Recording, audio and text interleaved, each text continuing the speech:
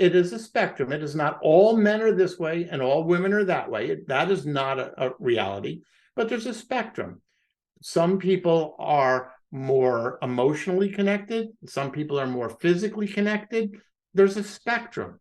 And when you understand how the people on the spectrum communicate, and there's different communication styles that are appropriate for different people. When you change your communication style to reflect how the other person receives information, oh my God, the magic happens. So welcome everybody to this week's Enough Already podcast. I'm your host, Betsy Jordyn, and I'm very excited because today we are going to be talking about websites, and not just websites. We're going to be talking about website conversions. So one of the things that I know as a business mentor and somebody who helps people with websites all the time on their messaging, their copy, and their visual design is there's this myth that people have, which is my website is, it's just nothing more than like an online brochure, and it's not really something that I could actually attract and convert clients with. And that is not true. And that is what we're going to unpack today. So I'm very excited to have Marty Greif, Rhymes with Life is what he informed me, on my show. And he is a conversion expert. So he's the president of Site Tuners, and he's the author of an amazing book called True Connections, Relationship Marketing in the Digital World.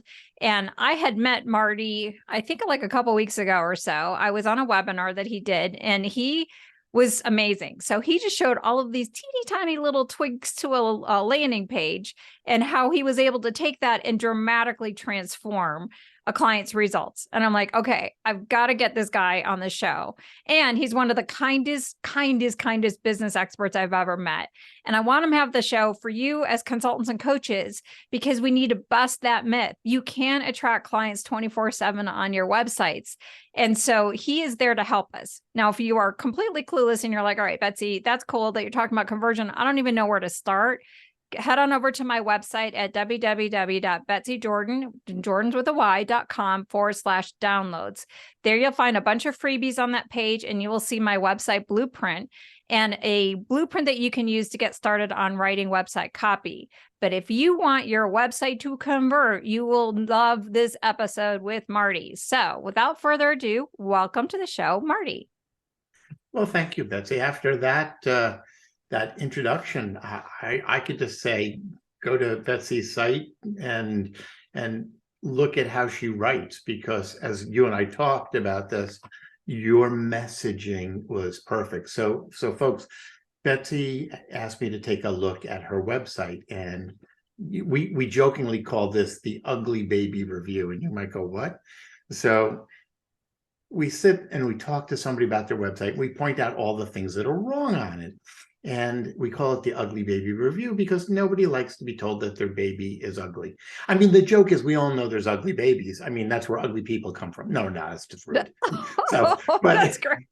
But yeah, no, we joke without that. But seriously, when I was going through Betsy's site, the messaging was so spot on. I can't tell you how many times we have to work with clients on messaging, because they do what we call the opera school of marketing. And so what is that? It's like, me, it's all about me. I don't care about you, and Betsy doesn't do that. She made it all about the visitor. So folks, just go look at her site. She does it really well. So, all right, that's number one on conversion rate optimization hit list. It's about the visitor. Okay, first off, I have to just thank you so much. Like, you know how sometimes like when you're an entrepreneur and you do all kinds of things and you don't have any bosses or anybody telling you you did a good job. When you said that, it's like, oh, thank you.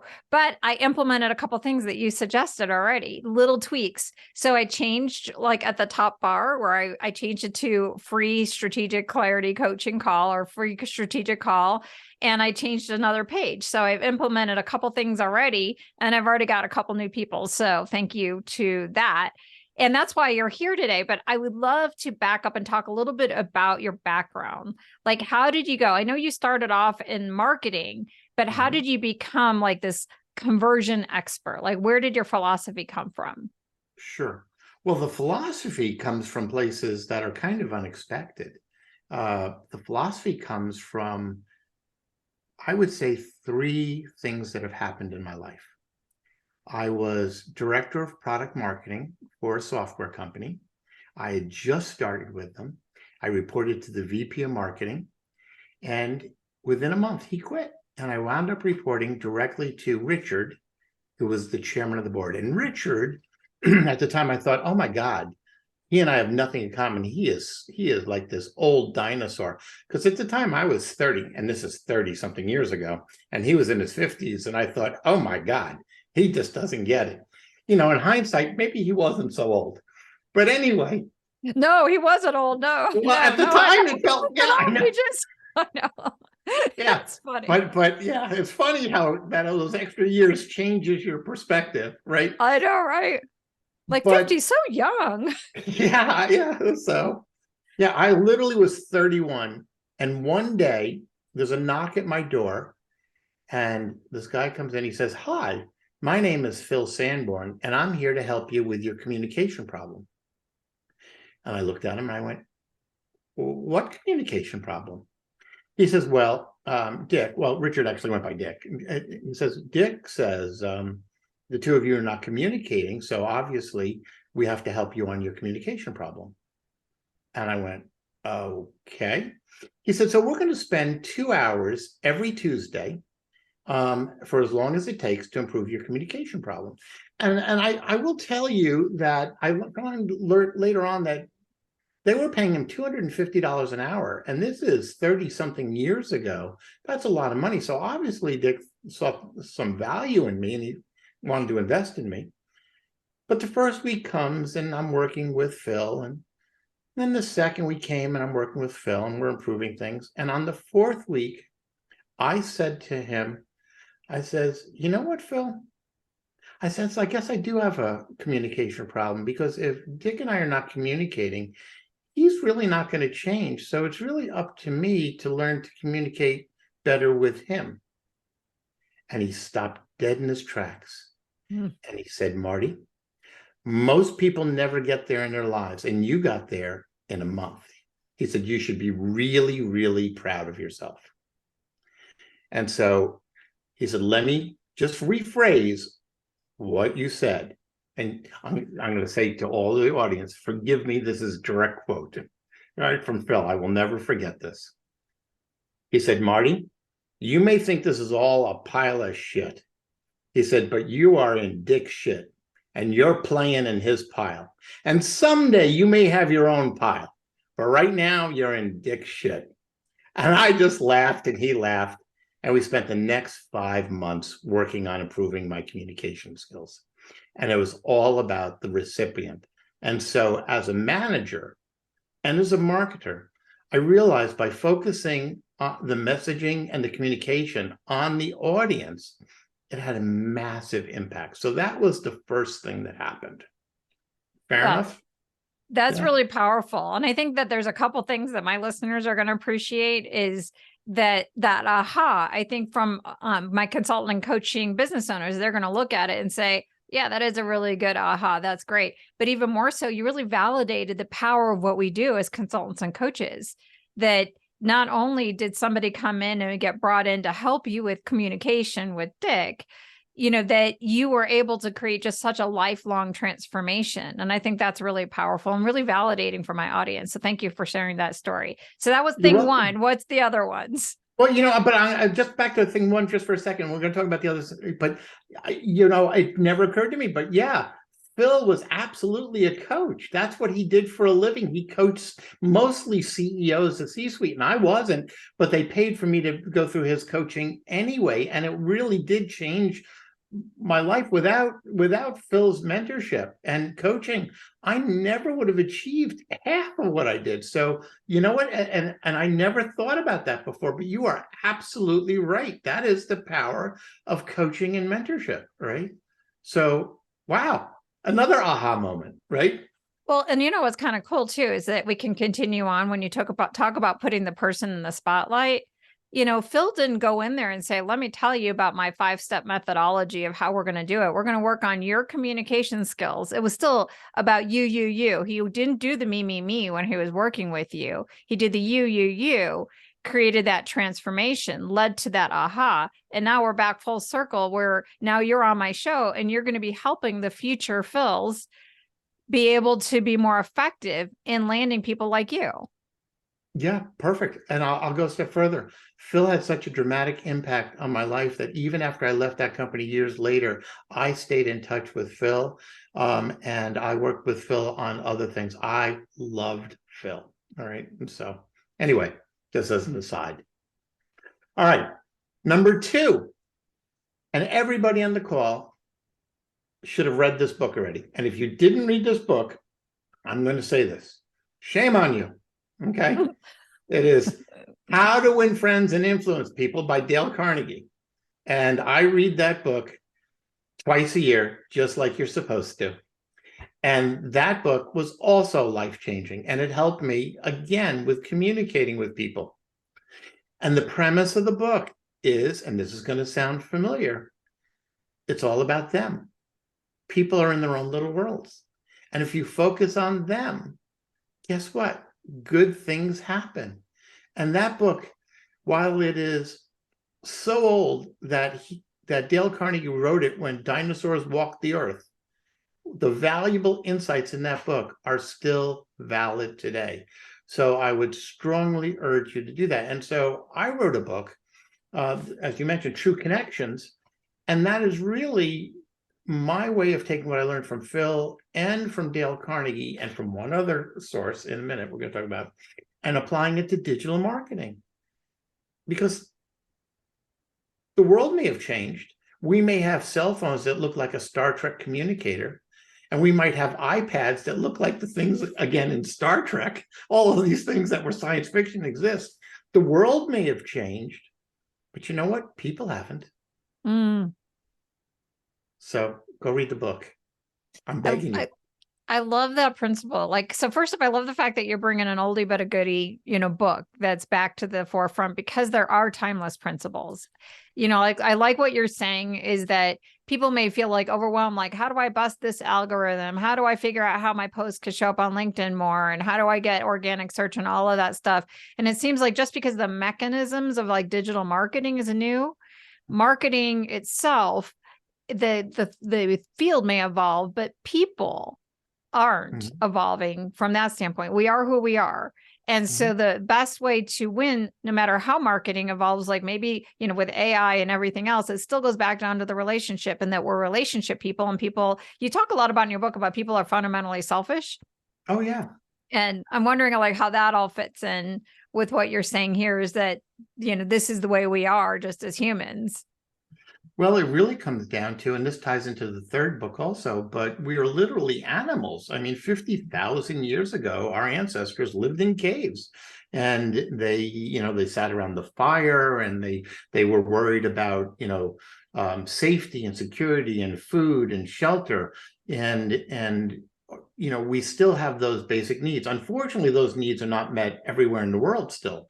You talk about first world problems versus third world problems.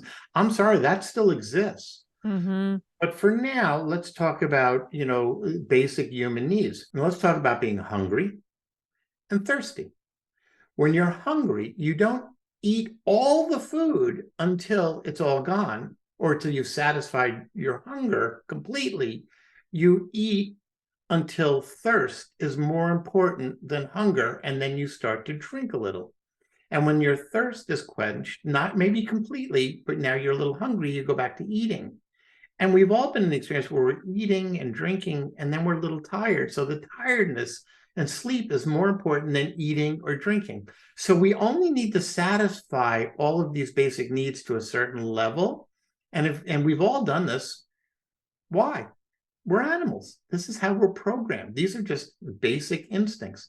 And what's really interesting, these basic instincts go up. There's a psychiatrist, Maslow, who talked about the different pillars, all the way up to self-actualization.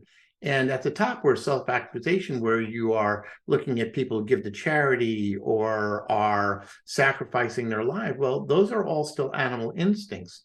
As you solve the base level things and they become commonplace, which again, first world versus third world, as you move up the pyramid, up at the top, as long as the other things are starting to take care of, we then give to charity or do whatever. Well, why do people give to charity?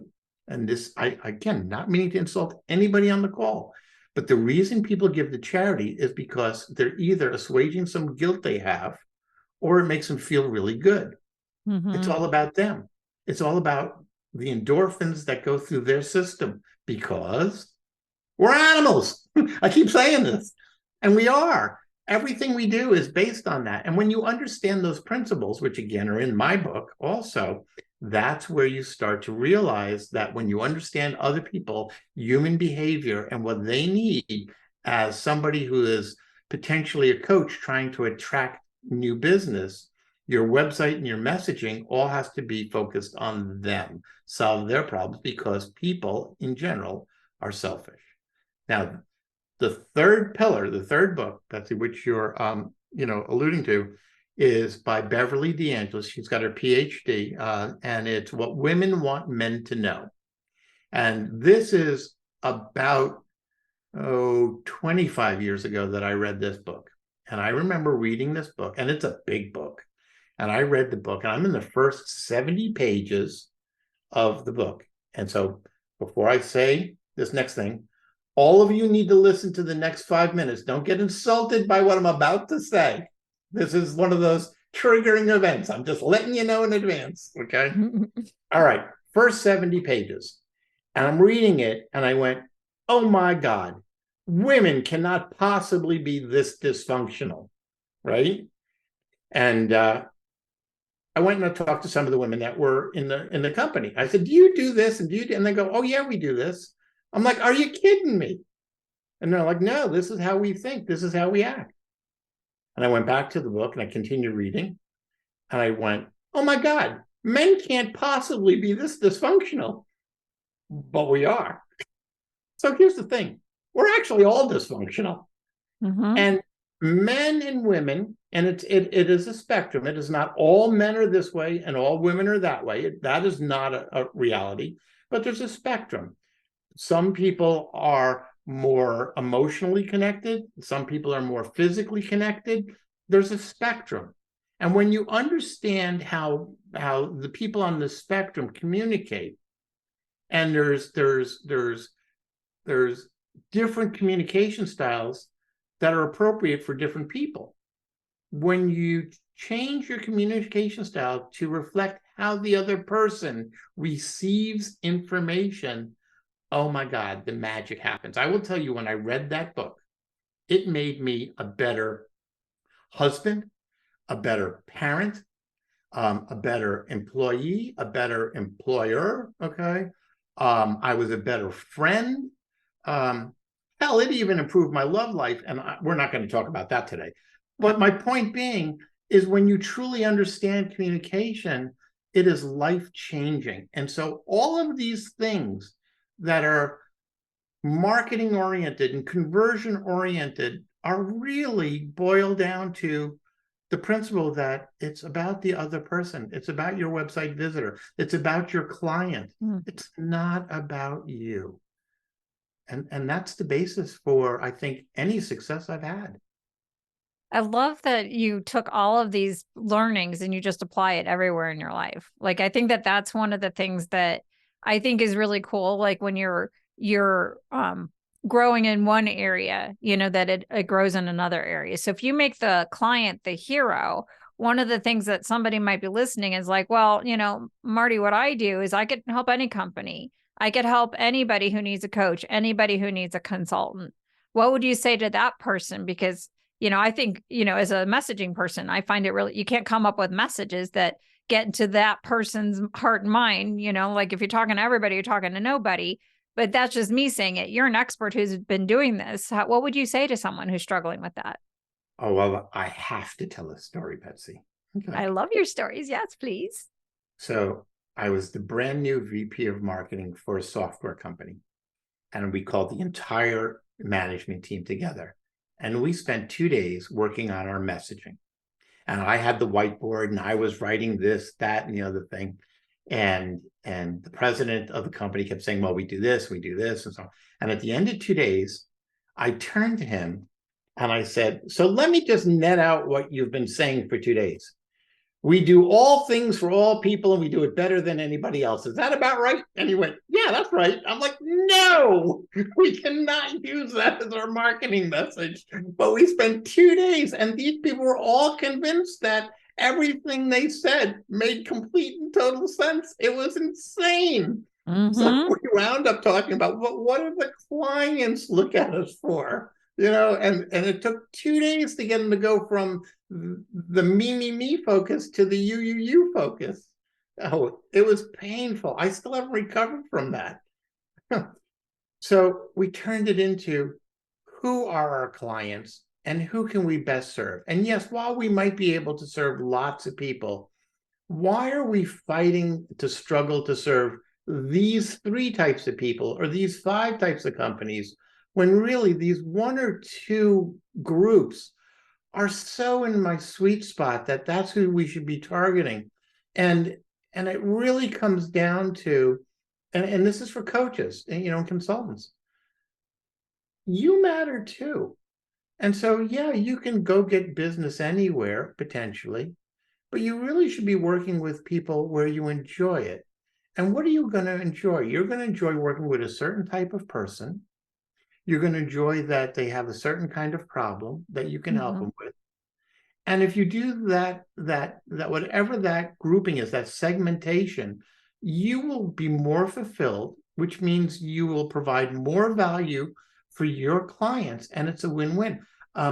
Before this started, I told Betsy I fired a client today. They were just unrealistic and frankly just unpleasant to work with. And I'm sorry, my team is more important than that. So when the client said, listen, I'm not sure this is working, I'm like, yep, you're right. Goodbye.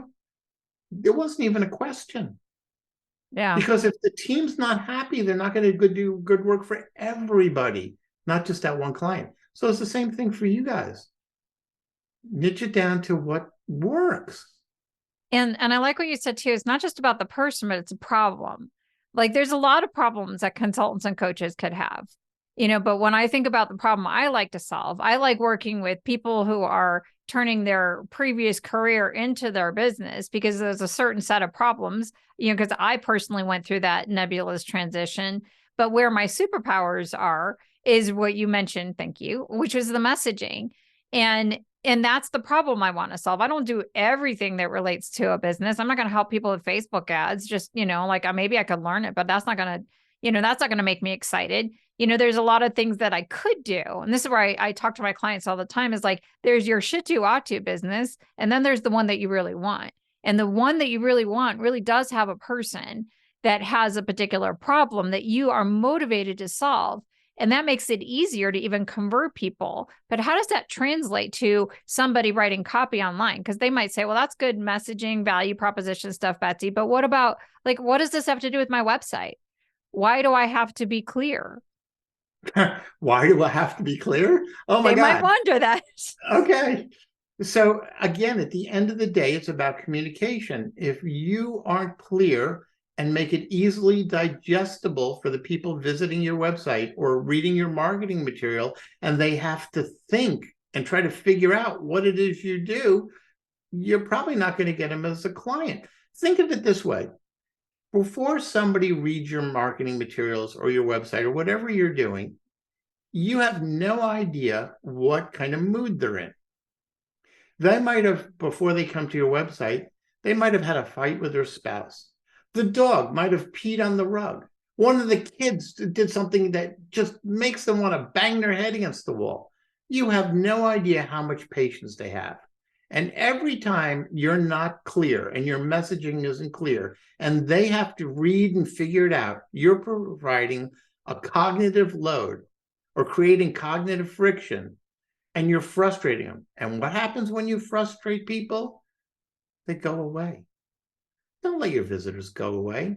That's why you have to have clear messaging. And again, I'm going to go back to, I looked at Betsy's website and I was blown away by the quality of the messaging. I have never had someone show me their website where I didn't have a word to say about the messaging. I was so impressed. I have never felt like that before. So clarity in messaging is paramount to gaining new clients.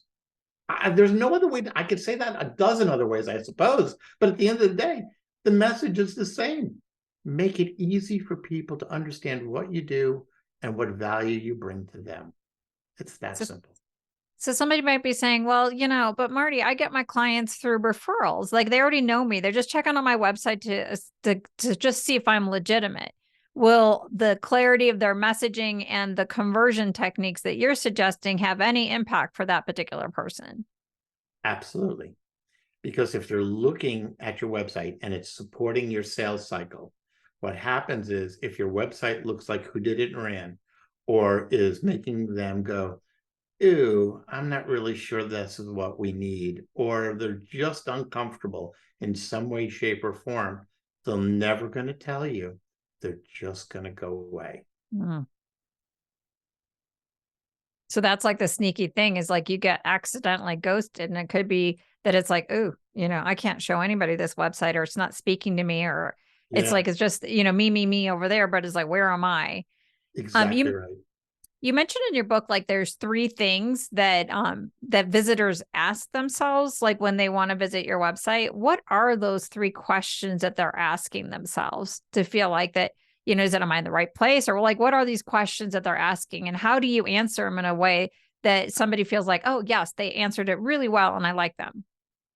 So the 3 questions that people ask themselves when they land on our website, and these are almost subconscious. They're not thinking these 3 questions, but this is what's happening under the covers. They ask themselves, am I in the right place? How do I feel about this website? And what am I supposed to do here? Am I in the right place? How do I feel? Can you say them again? Am I in the right place? How do I feel about this website? And the third one, what am I supposed to do here? Oh, the action. Yeah. So am I in the right place? How do I feel about this website? And what's actions am I supposed to take now? Yes, exactly right. Now, what's interesting is the am I in the right place question is dependent upon the upstream messaging. So if the upstream messaging was an ad, if they land on your website from an ad, if the words in the ad don't match the words on the page, you're making them think again. Remember, they might have stubbed their toe, fought with their spouse, had a kid that drove them nuts. You have no idea. Don't make them think. A better example of that is you go to a website and it says on the page, more about our services. And you click on it and it says, in 1972, I graduated from this and I did this and then we did this. And I'm sorry, I wanted to know about your services. Now, you may get to the services at some point on the page, but services were promised, but services were not delivered. That upstream messaging has to match immediately. You can then go into a little backstory about how you got to your services, but you have to start with more about our services. If the link said more about our services, the heading on that next page should be more about our services. Am I in the right place? Yeah. Make it so I don't have to think. So, like, for example, on this podcast, I just suggested that you could get my website template. So maybe a better way, because I said you can go to my website where it says the downloads and find it. I could just say, go to, because the URL for this website blueprint is Betsy Jordyn, www.betsydordan.com/consulting-website-blueprint. I think that's what it is. Let me double check before I tell everyone. Consulting-website-template. When they get on that landing page, I need to, and I'm saying that you're going to get a website blueprint and template. I need to be able to say right there on that page, like I don't go into all the philosophy about websites or any of that. It just says website template and get this. Yes. That's it. Like that's, and so then when it comes to the call to action, you'd mentioned something on our conversation before, like the call to action needs to be really clear, is download it now versus submit, or Yeah, something yeah, like that. yeah. So that goes back to when you say submit and you've got like a form to download it. So if you're going to offer somebody a template or a document or some research or whatever it is, most people put that behind what is known as a gated form, where they have to fill in their name and address and email and phone number and all of this stuff. But to download something, honestly, they don't need any of that. And when you create forms like that and put them up on your website, you're going to get people filling out with bogus information. Now, for example, I have an old Yahoo email address that I use when I'm forced to fill out a form that I don't want to be spammed on. So what happens? I fill out the form, I put in my Yahoo email address. It says, we sent you a link to verify. I go into Yahoo because I never do otherwise. And then I log in, I verify the link, I go get the thing that they promised, and then I never see any of their marketing garbage that they send me. They haven't earned the right to send me anything. They've made this all about them and what they wanted. A better way to do that is just give people the thing to download. And if you provide a really, really high quality piece of information, you're invoking the conversion principle of reciprocity. You've done something for them. They will now do something for you. Now, what do you want them to do? In the downloadable document, you might have some advertising in there that says, ready to take the next step. And there's a link and it takes them back to your website. At this point, you can ask them for their name and maybe their email or phone or something, because you've earned their trust. And when we do this, we see that people put in real phone numbers and real email addresses because they trust you now. We've all seen this. How many times, Betsy, I know you've seen this, right? You go to a page and you see the form says name, email address, phone number, address. You're looking to make a purchase in 3 to 6 months, 6 to 9 months, and then, and there's all to download something, right? What does any of that have to do with the download? What are you going to do? Are you going to call them on their phone and say, hey, did you get the email? And then after they open the email, you go knock on their door and say, I just want to make sure that you read the email. What are you doing? It doesn't add any value to the visitor, right? Give before you get. So okay, so let's go back, because I think that I love that idea. And I think that's part of the value of free content, is that you are giving value to people. And then if they want to continue working with you, like then they'll go from there. But let's go back to the 3 questions, because I want to make sure that I'm clear on the 3 questions that say, am I in the right place? How do I feel? And what am I supposed to do? So whether it's a website or a landing page, it sounds like whatever the messages were that got somebody to your website. So if you're saying something on LinkedIn, like check out my website and discover X, Y, and Z, then you need to have X, Y, and Z. Or something on the website that matches to what you want them to say is like, yes, I'm in the right place. I think that's part of, I actually tell people when we work on the messaging to have a pain identifier section right on the homepage. Like, are you someone who's struggling with X, Y, and Z? Then you are in the right place. Like I recommend even that language. You're in the right place, or I get it and I'm here to help. Something along those lines. Is that good copy for? Yeah. Okay. Yes. As long as, there's one caveat, as long as the upstream messaging said struggling with XYZ, and they land on the page and says struggling with XYZ, it's got to match, right? Because so for example, if let's say the thing was struggling with anxiety, that was the ad. And when you land on, and we've seen this, right? You land on the page and it said, did you know that the average adult needs 8 hours of sleep? And when you get 8 hours of sleep, this improves your health in this, and blah, blah, blah, blah, blah, blah, blah, blah, and can relieve anxiety. Too late. Are you struggling with anxiety? When I land on the page, even though sleep might be, they've got a sleep program, talk to me about anxiety before you tell me about your program. It doesn't matter. You got to make sure it matches. And I don't mean close. I mean like spot on matches. So that really speaks to the importance of so a lot of the people who are listening, they're not necessarily going to do ads, but they will have a LinkedIn and social media presence. And that sounds like no matter what, like social media, a lot of times will lead people, or people will go to a networking event and have a conversation. All of this needs to match. This is the importance of the consistency of the message, which would say, I'm in the right place. That consistency of the message, I say this, do that. What is the issue around feeling? Like, what can you do to give them the positive feeling? Like, how do you know what somebody wants to feel when they land on their website, and how do you deliver that feeling? So there are certain things called trust factors on a website. One of them is a phone number. Real companies have phone numbers on their desktop version of it on the top right-hand corner. And on mobile, it's the click to call icon. If you're not having your phone number front and center, then they're going to subconsciously wonder how real you are.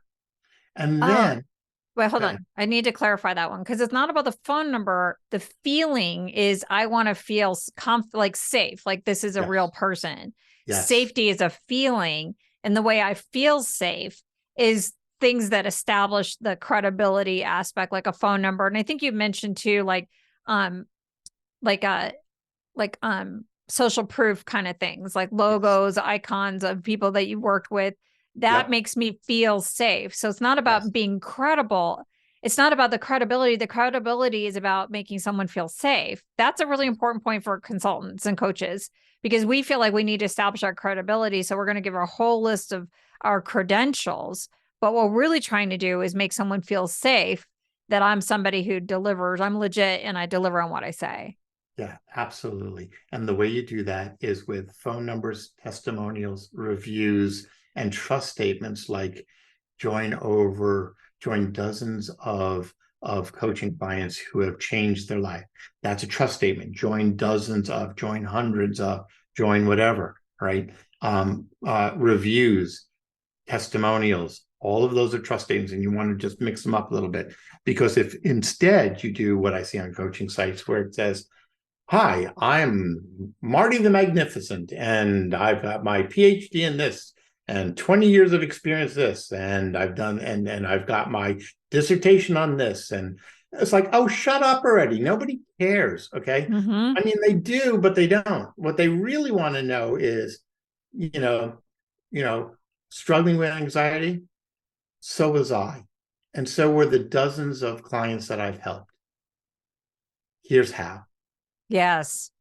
So much better. Like I mean, I have not put like I have a master's in organization development. When I was a consultant, I put it I had a master's degree at all those years at Disney. I don't say, and I would love it if people would say at least, hi, I'm Marty, and it would be in that second person. A lot of times people would put it in the third person. Betsy Jordyn is a world-renowned consultant, with a master's degree working with organizations like Disney, versus the way I try to teach my clients, and the way I try to model it is, yeah, I could throw in my credentials, but it's really a part of my story. I get Yes. it. I left Disney after, I left my high profile role at Disney to start my own business. And it was really scary for me. It was a huge nebulous transition. And then I wound up like recreating my career, my job. And now I did this. And this is what led me here. I could tell that all of that credentially stuff, but I don't have to like throw it in somebody's face. Like, and you were saying the opera thing, me, me, me, me, me. Yeah, yeah. It's okay to have the credentials. You've got people who've got their PhD or their masters, or they've got massive experience. Those are all good things, but that's not what you lead with. You lead with what's in it for the visitor, and then you can say, you know, with how many years were you at Disney again? About 8. All right. So with 8 years at Disney, which was a wonderful home where I grew and learned, it was scary to transition. But what I Mm-hmm. learned, all right, so you've got the Disney, you got the 8 years, what I've learned, all right? Prior to joining Disney, I got my master's in this, and that helped me at Disney. But interestingly enough, I found that that was my calling to help me with this. So you're throwing it in the story, and it's not like, let me slap you in the face with a dead fish. It's part of the story. One of the things we tell people all the time is, give me some love. Give me love on the website. Matter of fact, you've heard me say this. People want to feel safe. They want to feel like you care about them. And it helps if you actually do care about them. That's like, don't fake it, actually care about them. But if you care about them and it comes across and you provide that love, good things will happen. I love that. It's so they want to feel like, so this sounds like what the feeling that somebody wants to have is, I want to feel secure that you're legitimate and that you have the proof to back you up. And that's in the form of phone numbers, social proof, testimonials, client spotlights, all that kind of stuff. They want to feel like you care about them. And that is related to how you even share your credentials in that sort of like engaging way, that it's about you and making them feel that way. What's the third? The third element is what to do. Yeah. So how do you convey to that person, like, this is what you're supposed to do next? Okay. So that's simple. But I just want to put one last bow kind of on that. How do I feel? All Okay, right. cool. And your website does this. So this is really a good thing. All right. Yay. So you're really curious what I'm going to say now, aren't you? Yes. I can tell. All right. So when somebody lands on your website and look at it, you want them to feel like, oh my God, I found her. My life would not be complete without Betsy. Right. And when you look at Betsy's site, she evokes those feelings. And your website needs to do that too. You want people to go, oh, this is the guy, this is the girl, this is the person I need. Thank God I found them. If it's not doing that, especially for consultants, and coaches, then your website's not doing it justice. All right. And I think what's so powerful about consultants and coaches is we do have this amazing ability, just like Phil was for you, is like he really transformed your career and your life in so many different ways. Tell that story. Like, and help somebody visualize that, because what you're doing matters. Like, stop hiding behind all the fictitious stuff that we think impresses people, but doesn't. Like, a lot of consultants and coaches have a lot of, they use a lot of aspirational language, a lot of methodology, either on their website, or they'll use like some sort of like detailed analogy to explain what they do. Like, I have one client who's very committed that he wanted to talk a lot about sailing and how coaching is like sailing. I'm like, and I kept trying to tell him, like, it's too much work. You're giving the client too much work to understand the metaphor, to understand how that relates to them. How would you speak to someone who it's like, I have to share my 5-step process, or I have to share this extended analogy about how I help somebody navigate some sort of choppy waters of leadership? What would you say to that person? Well, I got to go back into story mode. So I was years ago when I used to be technical. I was a systems engineer and I went on a sales call. Sorry. Probably need to re-say that because the thing made noise in the background. That's okay, because I took an advantage to get a drink here. Nathan, you're going to have to cut this part out. Hold on a second. Hold on. Okay, now Nathan, you're going to have to cut out that whole thing. Go ahead. Years ago, when I was a systems engineer for a software company, I remember we went to AT&T to sell them a software solution. It was $500 million. And we went through the presentation with them, and they said, this sounds great. We'd love to move forward. And the salesperson, because I wasn't the salesperson, said to him, Marty, tell him about whatever it was. And I said, okay, Ray. And so I told him a little bit about it. And I finished, and he said, all right, Marty, tell him about this next thing. For the next 2 hours, we went from me telling him things to actually saying, Ray, I think they're ready to move forward with the contract, to saying to the AT&T guys, so guys, do you need to know anything else, or we're ready to move forward? Ray, they're ready to move. We could just, no, Marty, they need to know about this. No, they don't. Okay. It's not about you. It's whatever information they need to make the decision. And whatever you think they need, you're wrong. Unless you've actually talked to these people, including the ones who didn't go with you, to find out what they needed to make a decision. Your opinion doesn't matter. I have no other way to say it. The only people that matter are the people that are going to hire you and give you money. Find out what they need to understand and in what format, so that they can make a decision to move forward with you. I get a little upset by this one because this drives me nuts, but it's so true. All right. So it's about the principle. Like Marie Forley always says, like, clear over clever wins all the time. And I would say that to them is like, just be clear. Like, don't give them an extended analogy. Don't do that. Just say, here's your problem. Here's you. Here's your problem. Here's me. Here's a solution. Let's jump on a call and talk. I think that ultimately for a consultant or coach, all roads have to lead to an intro call. It's better to get somebody on a call than it would be to even sign up for the lead magnet. What tweaks could someone make to their website to increase the number of people who book a call or send out an email? Like, how do you make that happen on the website to make that action happen? And that goes into the third question, which is, what am I supposed to do here? So perfect segue. All right. So if you want someone to take action, you got to let them know what's in it for them. So schedule a free consultation. Do I really want to schedule a free consultation? Okay. Or do I want to speak with an anxiety expert? Do I want to speak with a time management expert? Do I want to speak with a messaging expert? What am I going to get out of it? Free consultation? Excuse me while I gag. Okay. No, nobody wants to spend time.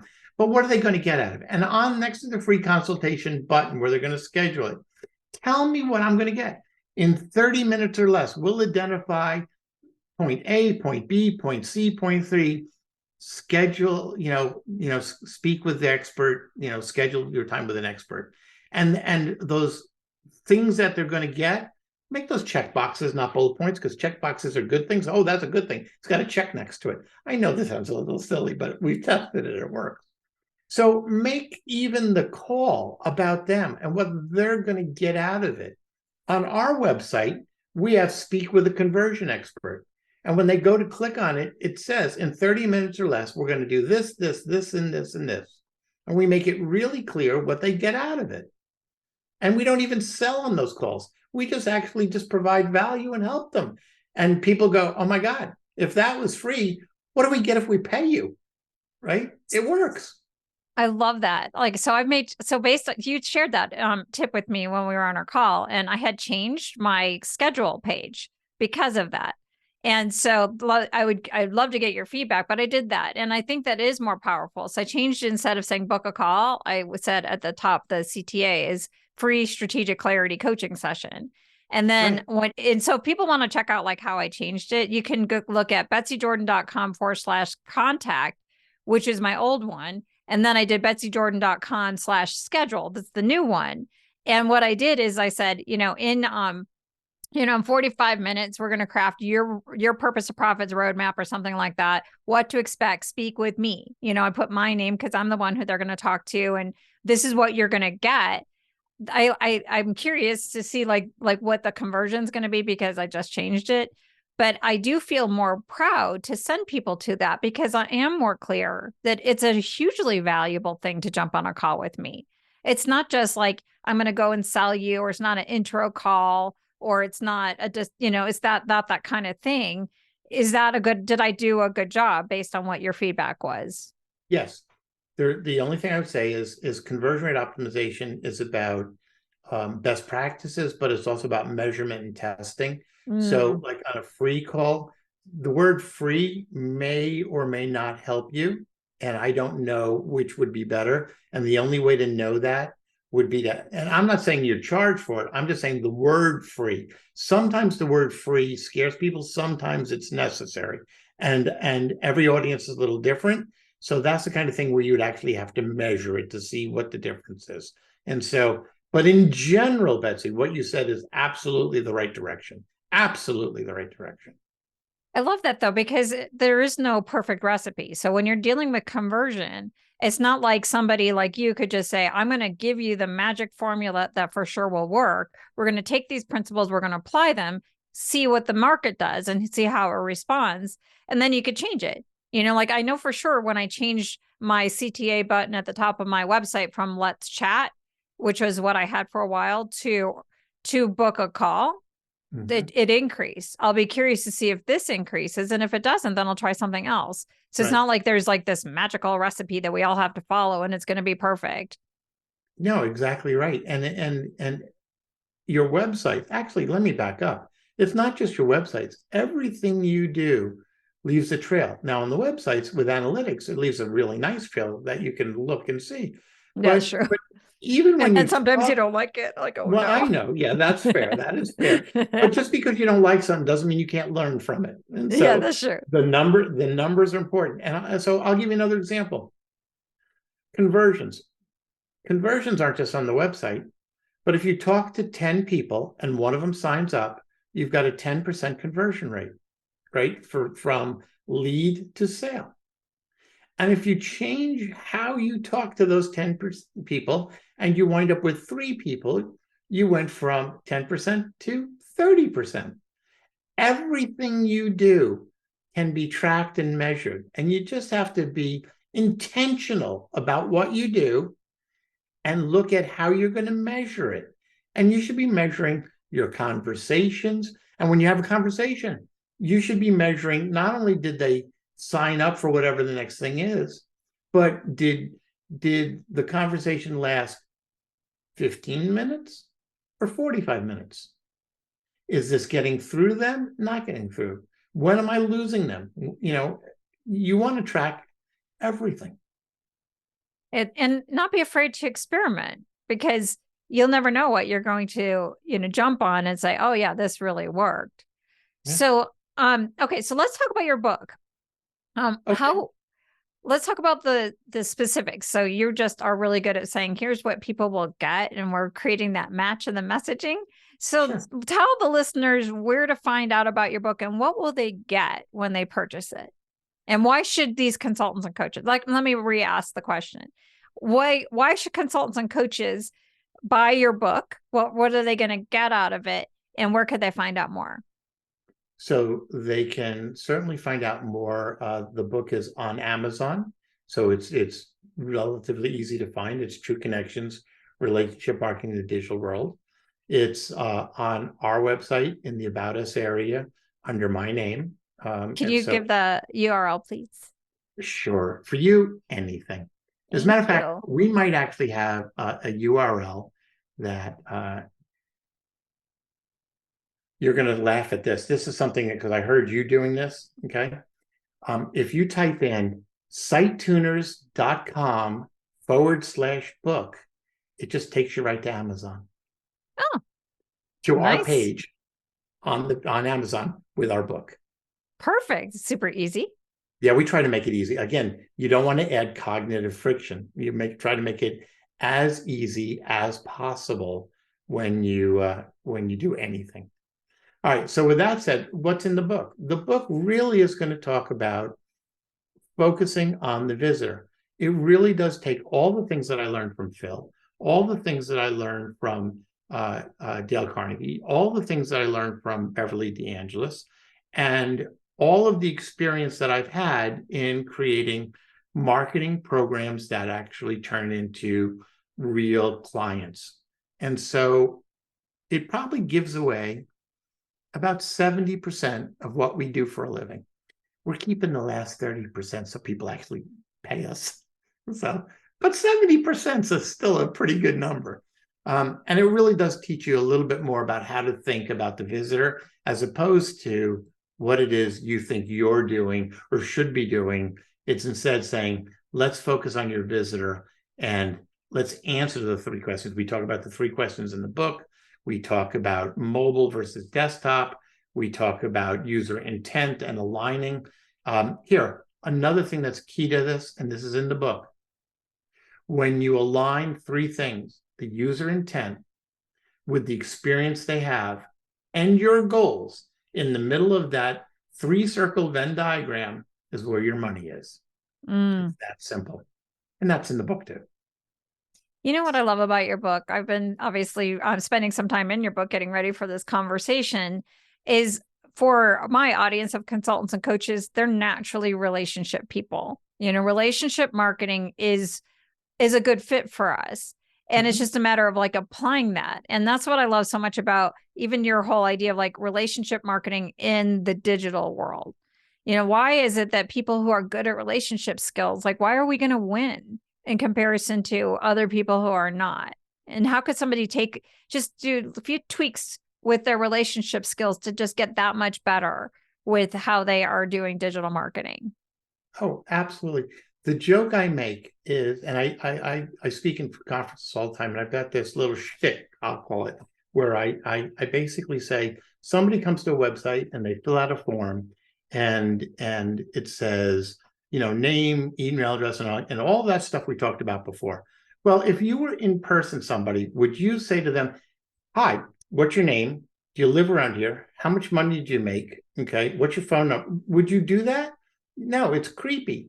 And so, don't be creepy on your website. Well, we also tell people don't be creepy in person, but don't be creepy on your website. And if you wouldn't do it in person, don't do it on your website. Don't be creepy. And we joke about that, but it's a real thing. People think that because they put it on the website, it's they got to have this facade. No, be you, be real, build relationships. All right. And again, when you meet people, you're friendly in person, you shake their hand, you look them in the eye, you learn about them. Why aren't you doing this on your website? Right. It's the same thing. And even like when it comes to like a webinar, like that's how you and I connected, is like I was drawn to like your really great best practices, but just the way that you were just so real. And then jumping on a call with you, it's like you're so real. Like what you say is who you are. Your website is friendly. You have like little cartoon pictures of, everybody on your team and yourself. I'm like, oh, well, that's fun, and that fits your personality. You're not doing that because it doesn't seem like you did this because you saw it somewhere else and you imitated it. It seems like, well, we're kind of like a, informal, friendly kind of group who's going to help you have a lot of fun while you're working on your conversions. Like that's so different. Like I would much rather work with somebody that has that personality than when you're dealing with, the other ones where it's just like so analytical and, like there's no person behind it. Which really goes back to the one thing that we tell people on their website. Everything you do should be intentional. Don't just use a feature because it comes standard in the technology use. I was like, oh, look at this cool thing that it does. No, everything you do needs to be intentional.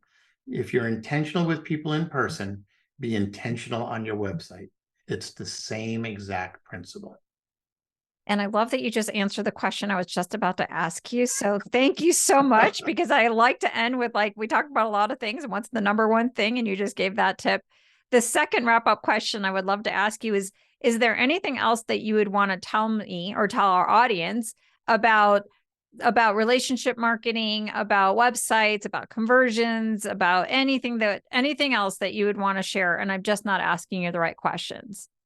Well, the one thing that we didn't talk about, but kind of hinted at, is that everything we do leaves a trail. And so for your website, there are analytics. And if you don't have your analytics set up, then all you're doing is guessing.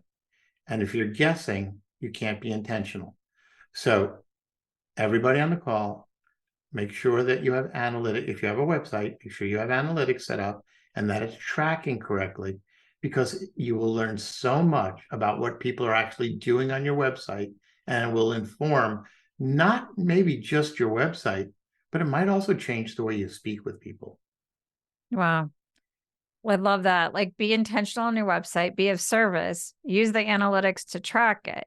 And if you have that, you've already taken a lot of steps to increase your conversions. Exactly right. That's wonderful. I could talk to you forever. I mean, we're like, it's like I'm like disappointed. I'm like, oh man, we're done. And I have so many more questions, thank you so much for being here. And for everybody who's listening, it's like, as we wrap up this episode, definitely I would highly recommend Marty's book. I've read it and I'm rereading it again because I read it for one level just to get the good tips to get ready for this session. But I'm going back through to get my punch list of things that I want to take my apparently good website to the next level. So thank you so much. And if you are nodding along and you are loving this type of content, I definitely encourage you to, hit subscribe wherever you're listening so you can catch more episodes that I offer in the Enough Already podcast. Send me an email if there's more visitors to my show, like Marty, who's awesome. Don't forget that free website template that I mentioned. The easiest URL to go to, I would give you the download one, but since Marty just told me that I should need to be more explicit about what I promise, go to www.betsydordan.com/consulting-website-template. And so that will get you there because I have to deliver on my promises as he suggested. So thank you again, Marty. And until next time, thank you all for listening.